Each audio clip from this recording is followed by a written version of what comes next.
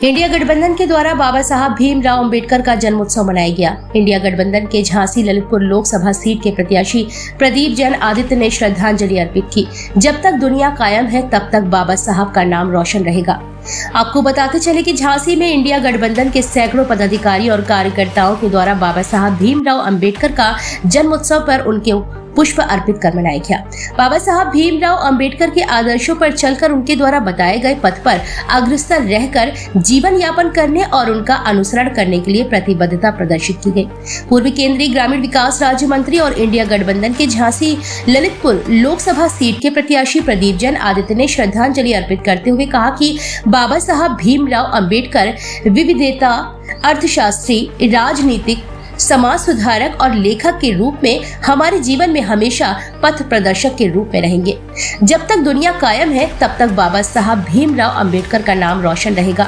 इस मौके पर मनोज गुप्ता, अरविंद वशिष्ठ, योगेंद्र पारिछा, मुकेश अग्रवाल, सीताराम कुशवाहा, गयादीन कुशवाहा, तनवीर आलम, अफजाल हुसैन, शंभू सेन, अरशद अली, शफीक मकरानी, जितेंद्र भदौरिया, डॉक्टर रघुवीर चौधरी, मजहर अली, प्रीति श्रीवास, राजकुमार फौजी, राजकुमार सेन, विक्रम खटीक, विजय झांसिया, विजय कुशवाहा, प्रेम वाल्मीकि, सैयद अली, अयान अली, अनिकेत चौधरी, संजीव कुशवाहा, प्रताप सिंह यादव, अनिल रिछारिया, आमिर चंद आर और अनेकों कार्यकर्ता उपस्थित रहे।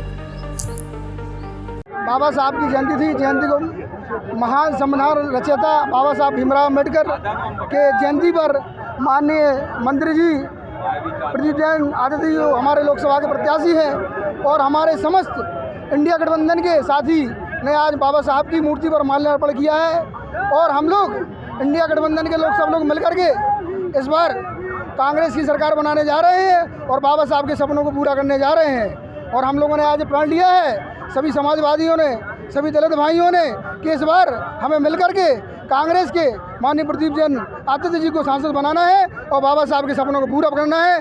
जय भीम, जय समाजवाद।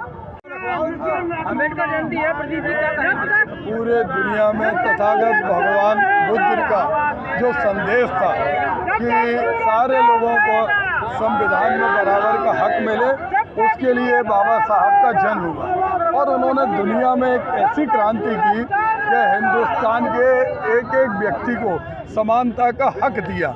वो समानता का हक जिससे हर जाति, धर्म, संप्रदाय, लिंग और क्षेत्र के आधार पर हर आदमी को कहीं दबाया नहीं जा सकता था।